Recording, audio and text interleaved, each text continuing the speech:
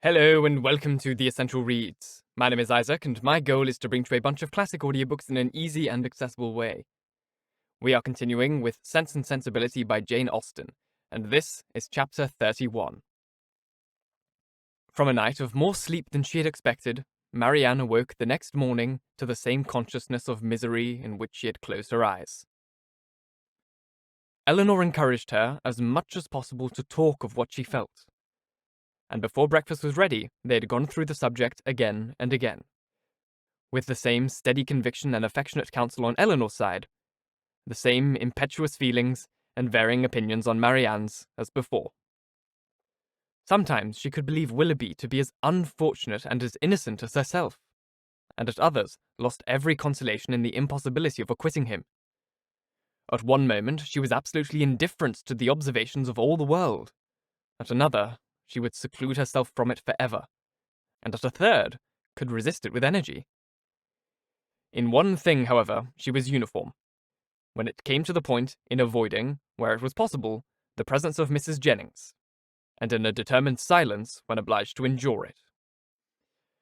Her heart was hardened against the belief of Mrs. Jennings entering into her sorrows with any compassion. "No, no, no, it cannot be!" she cried. "She cannot feel. Her kindness is not sympathy. Her good nature is not tenderness. All that she wants is gossip, and she only likes me now because I supply it." Elanor had not needed this to be assured of the injustice to which her sister was often led in her opinion of others by the irritable refinement of her own mind, and the too great importance placed by her on the delicacies of a strong sensibility and the graces of a polished manner. Like half the rest of the world, if more than half there be that are clever and good, Marianne, with excellent abilities and excellent disposition, was neither reasonable nor candid. She expected from other people the same opinions and feelings as her own, and she judged of their motives by the immediate effect of their actions on herself. Thus a circumstance occurred, while the sisters were together in their own room after breakfast, which sank the heart of Mrs. Jennings still lower in her estimation, because, through her own weakness, it chanced to prove a source of fresh pain to herself, though Mrs. Jennings was governed in it by an impulse of the utmost goodwill. With a letter in her outstretched hand, and countenance gaily smiling from persuasion of bringing comfort, she entered their room, saying, "Now, my dear, I bring you something that I am sure will do you good." Marianne heard enough. In one moment her imagination placed before her a letter from Willoughby, full of tenderness and contrition, explanatory of all that had passed, satisfactory, convincing, and instantly followed by Willoughby himself rushing eagerly into the room to enforce, at her feet, by the eloquence of his eyes, the assurances of his letter. The work of one moment was destroyed by the next. The handwriting of her mother, never till then unwelcome, was before her, and in the acuteness of the disappointment which followed such an ecstasy of more than hope, she felt as if, till that instant, she had never suffered. And in the acuteness of the disappointment which followed such an ecstasy of more than hope, she felt as if, till that instant, she had never suffered. The cruelty of Mrs. Jennings no language, within her reach, in her moments of happiest eloquence, could have expressed. And now she could reproach her only by the tears which streamed from her eyes with passionate violence. A reproach, however, so entirely lost on its object that, after many expressions of pity, she withdrew, still referring her to the letter for comfort. But the letter, when she was calm enough to read it, brought little comfort. Willoughby filled every page. Her mother, still confident of their engagement, and relying as warmly as ever on his constancy, had only been roused by Eleanor's application to entreat from Marianne greater openness towards them both, and this with such tenderness towards her, such affection for Willoughby, and such a conviction of their future happiness in each other, that she wept with agony through the whole of it. Her impatience to be at home again now returned. Her mother was dearer to her more than ever, dearer through the very excess of her mistaken confidence in Willoughby, and she was wildly urgent to be gone. Elanor, unable herself to determine whether it were better for Marianne to be in London or at Barton, offered no counsel of her own except of patience, till their mother's wishes could be known. and at length she obtained her sister's consent to wait for that knowledge.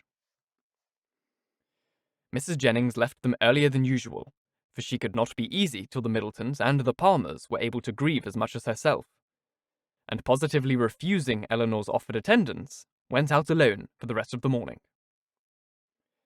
Elanor, with a very heavy heart, aware of the pain she was going to communicate, and perceiving, by Marianne's letter, how ill she had succeeded in laying any foundation for it, then sat down to write her mother an account of what had passed, and entreat her discretions for the future.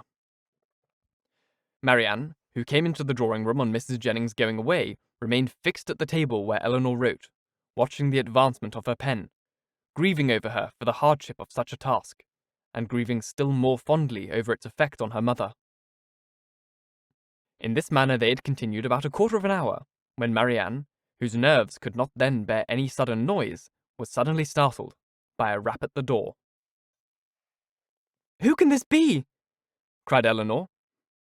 "So early, too! I thought we had been safe." Marianne moved to the window. "Is Colonel Brandon," said she with vexation. "We are never safe from him." "He will not come in, as Mrs. Jennings is from home." "I will not trust to that," retreating to her own room. "A man who has nothing to do in his own time has no conscience in his intrusion on that of others." The event proved her conjecture right, though it was founded on injustice and error, for Colonel Brandon did come in, and Elanor, who was convinced that solicitude for Marianne brought him thither, and who saw that solicitude in his disturbed and melancholy look, and in his anxious though brief inquiry after her, could not forgive her sister for esteeming him so lightly. "I met Mrs. Jennings in Bond Street," he said after the first salutation, "and she encouraged me to come on. And I was the more easily encouraged because I thought it probable that I might find you alone, which I was very desirous of doing. My object, my wish, my sole wish in desiring it, I believe it is to be a means of giving comfort. No, I must not say comfort, not present comfort, but conviction, lasting conviction in your sister's mind. My regard for her, for yourself, for your mother. Will you allow me to prove it by relating some circumstances which nothing but a very sincere regard, nothing but an earnest desire of being useful, I think I am justified? Though where so many hours have been spent in convincing myself that I am right, is there no reason to fear that I may be wrong?" He stopped. "I understand you," said Elanor. "You have something to tell me of Mr. Willoughby that will open his character further. Your telling it will be the greatest act of friendship that can be shown to Marianne. My gratitude will be ensured immediately by any information tending to that end, and hers must be gained by it in time. Pray, let me hear it." "You shall, and to be brief, when I quitted Barton last October. But this will give you no idea. I must go further back. You will find me a very awkward narrator, Miss Dashwood. I hardly know where to begin. A short account of myself, I believe, will be necessary, and it shall be a short one. On such a subject, sighing heavily, I can have little temptation to be diffuse." He stopped for a moment of recollection, and then, with another sigh, went on. "You have probably entirely forgotten a conversation. It is not to be supposed that it could make any impression on you. A conversation between us one evening at Barton Park. It was the evening of a dance, in which I alluded to a lady I had once known as resembling, in some measure, your sister Marianne." "Indeed," answered Elanor, "I have not forgotten it." He looked pleased by this remembrance, and added, "If I am not deceived by the uncertainty, the partiality of tender recollection, there is a strong resemblance between them, as well in mind as person. The same warmth of heart, the same eagerness of fancy and spirits. This lady was one of my nearest relations, an orphan from her infancy, and under the guardianship of my father. Our ages were nearly the same, and from our earliest years we were playfellows and friends. I cannot remember the time when I did not love Eliza, and my affection for her as we grew up was such as, perhaps, judging from my present forlorn and cheerless gravity, you might think me incapable of having ever felt. Hers for me was, I believe, fervent as the attachment of your sister to Mr. Willoughby, and it was, though from a different cause, no less fortunate. At 17, she was lost to me forever. She was married against her inclination, to my brother. Her fortune was large, and her family estate much encumbered.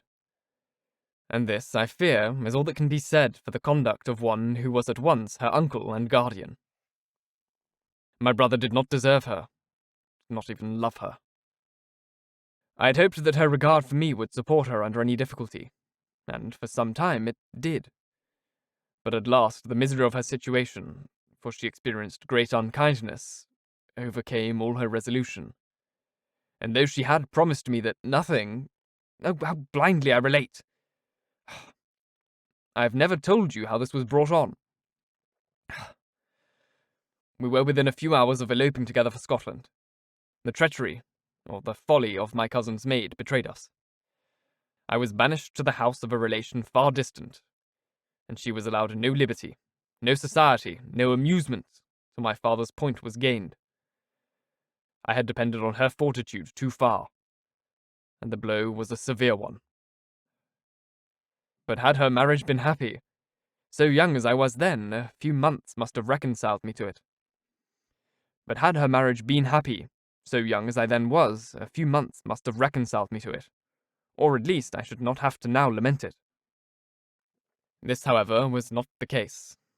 My brother had no regard for her. His pleasures were not what they ought to have been, and from the first he treated her unkindly. The consequence of this, upon a mind so young, so lively, so inexperienced as Mrs. Brandon's, was but too natural. She resigned herself at first to all the misery of her situation, and happy had it been if she had not lived to overcome those regrets which the remembrance of me occasioned. And happy had it been if she had not lived to overcome those regrets which the remembrance of me occasioned. But can we wonder that with such a husband to provoke inconsistency, and without a friend to advise or restrain her, for my father lived only a few months after their marriage, and I was with my regiment in the East Indies, she should fall? Had I remained in England, perhaps. But I meant to promote the happiness of both by removing from her for years, and for that purpose had procured my exchange. The shock which her marriage had given me, he continued, in a voice of great agitation, was of trifling weight. The shock which her marriage had given me, he continued, in a voice of great agitation, was of trifling weight. Was nothing to what I felt when I heard, about 2 years afterwards, of her divorce. It was that which threw this gloom, even now the recollection of what I suffered. He could say no more, and, rising hastily, walked for a few minutes about the room. Elanor, affected by his relation, and still more by his distress, could not speak. He saw her concern, and coming to her, took her hand, pressed it, and kissed it with grateful respect. A few minutes more of silent exertion enabled him to proceed with composure. It was nearly 3 years after this unhappy period before I returned to England. My first care when I did arrive was, of course, to seek for her, but the search was as fruitless as it was melancholy, and I could not trace her beyond her first seducer, and there was every reason to fear that she had removed from him only to sink deeper into a life of sin. And there was every reason to fear that she had removed from him only to sink deeper in a life of sin. Her legal allowance was not adequate to her fortune, nor sufficient for her comfortable maintenance. And I learnt from my brother that the power of receiving it had been made over some months before to another person. He imagined, and calmly could he imagine it, that her extravagance and consequent distress had obliged her to dispose of it for some immediate relief. At last, however, and after I had been 6 months in England, I did find her. Regard for a former servant of my own, who had since fallen into misfortune, carried me to visit him in a sprunging house, where he was confined for debt. And there, in the same house, under a similar confinement, was my unfortunate sister. So altered, so faded, worn down by acute suffering of every kind. Hardly could I believe the melancholy and sickly figure before me to be the remains of the lovely, blooming, healthful girl on whom I had once doted. What I endured in so beholding her. But I have no right to wound your feelings by attempting to describe it. I have pained you too much already. That she was, in all appearance, in the last stage of her consumption was, yes, in such a situation it was my greatest comfort. Life could do nothing for her beyond giving time for a better preparation for death, and that was given. I saw her placed in comfortable lodgings, and under proper attendance. I visited her every day during the rest of her short life. I was with her at her last moments. Again he stopped to recover himself, and Elanor spoke her feelings in an exclamation of tender concern at the fate of his unfortunate friend. Your sister, I hope, cannot be offended, said he, by the resemblance I have fancied between her and my poor disgraced relation. Their fates, their fortunes, cannot be the same. And had the natural sweet disposition of one been guarded by a firmer mind or a happier marriage, she might have been all that you will live to see the other be. But what does all this lead? I seem to have been distressing you for nothing.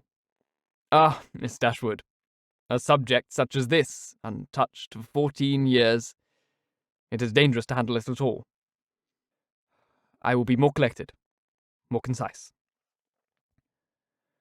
She left to my care her only child, a little girl, the offspring of her first guilty connection, who was then about 3 years old.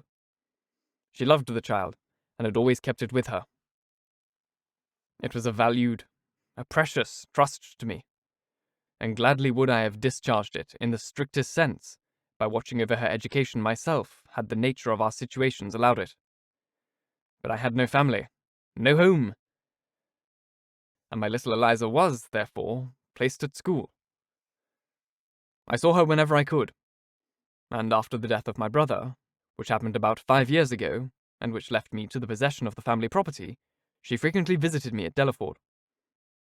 I called her a distant relation, but I am well aware that I have in general been suspected of a much nearer connection with her. It is now 3 years ago, she had just reached her 14th year, that I removed her from school to place her under the care of a very respectable woman residing in Dorsetshire, who had the charge of 4 or 5 other girls of about the same time of life. And for 2 years I had every reason to be pleased with her situation. But last February, almost a 12-month back, she suddenly disappeared. I had allowed her, imprudently, as it has since turned out, at her earnest desire, to go to Bath with one of her young friends, who was attending her father there for his health. I knew him to be a good sort of man, and I thought well of his daughter, better than she deserved, for with a most obstinate and ill-judged secrecy she would tell nothing, would give no clue, though she certainly knew all. He, her father, a well-meaning but not quick-sighted man, could really, I believe, give no information, for he had been generally confined to the house, while the girls were ranging all over town, and making what acquaintance they chose. And he tried to convince me, as thoroughly as he was convinced himself, of his daughter's being entirely unconcerned in the business. In short, I could learn nothing but that she was gone. All the rest, for 8 long months, was left to conjecture. What I thought, what I feared, may be imagined, and what I suffered, too. "Good heavens!" cried Elanor. "Could Willoughby—" "The first news that reached me of her," he continued, "came in a letter from herself last October. It was forwarded to me from Delaford, and I received it on the very morning of our intended party to Whitwell. And this was the reason of my leaving Barton so suddenly, which I am sure must at the time have appeared strange to everybody, and which I believe gave offence to some. Little did Mr. Willoughby imagine, I suppose, when his looks censured me for incivility in breaking up the party, that I was called away to the relief of one whom he had made poor and miserable. But had he known it, what would have it availed? Would you have been less gay or less happy in the smiles of your sister? No, he had already done that which no man who can feel for another would do. He had left the girl whose youth and innocence he had seduced in a situation of the utmost distress, with no creditable home, no help, no friends, ignorant of his address. He had left her promising to return. He neither returned, nor wrote, nor relieved her. "This is beyond everything!" exclaimed Elanor. "His character is now before you, expensive, dissipated, and worse than both. Knowing all this, as I have now known it many weeks, guess what I must have felt on seeing your sister as fond of him as ever, and on being assured that she was to marry him. Guess what I must have felt for all your sakes. When I came to you last week and found you alone, I came determined to know the truth, though irresolute what to do when it was known. My behaviour must have seemed strange to you then, but now you will comprehend it. To suffer you all to be so deceived. To see your sister. But what could I do? I had no hope of interfering with success. And sometime I thought your sister's influence might yet reclaim him. But now, after such dishonourable usage, who can tell what were his designs on her? Whatever they may have been, however, she may now, and hereafter doubtless will, turn with gratitude towards her own condition, when she compares it with that of my poor Eliza. When she considers the wretched and hopeless situation of this poor girl, and pictures her to herself with an affection for him as strong, still as strong as her own, and with a mind tormented by self-reproach which must attend her through life, surely this comparison must have its use with her. She will feel her own sufferings to be nothing. They proceeded from no misconduct, and can bring no disgrace. On the contrary, every friend must be made still more her friend by them. Concern for her unhappiness, and respect for her fortitude under it, must strengthen every attachment. Use your own discretion, however, in communicating to her what I have told you. You must know best what will be its effect.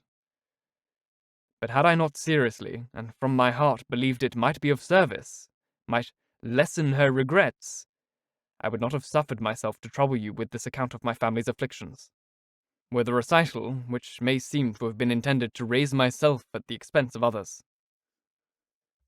Eleanor's thanks followed his speech with grateful earnestness, attended too with the assurance of her expecting material advantage to Marianne from the communication of what had passed.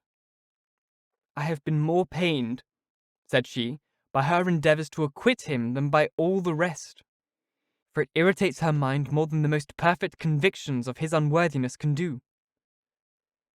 Now, though at first she will suffer much, I am sure she will soon become easier. Have you," she continued, after a short silence, "ever seen Mr. Willoughby since you left him at Barton?" "Yes," he replied gravely. "Once I have. One meeting was unavoidable." Elanor, startled by his manner, looked at him anxiously, saying, "What? Have you met him too?" "I could meet him in no other way." Eliza had confessed to me, though most reluctantly, the name of her lover. And when he returned to town, which was within a fortnight after myself, we met by appointment. He to defend, I to punish his conduct. We returned unwounded, and the meeting, therefore, never got abroad.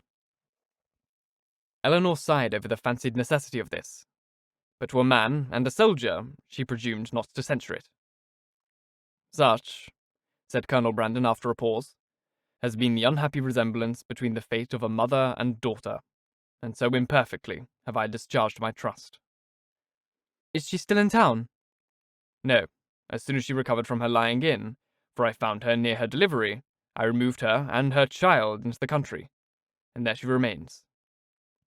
Recollecting soon afterward that he was probably dividing Elanor from her sister, he put an end to his visit, receiving from her again the same grateful acknowledgments, and leaving her full of compassion and esteem for him.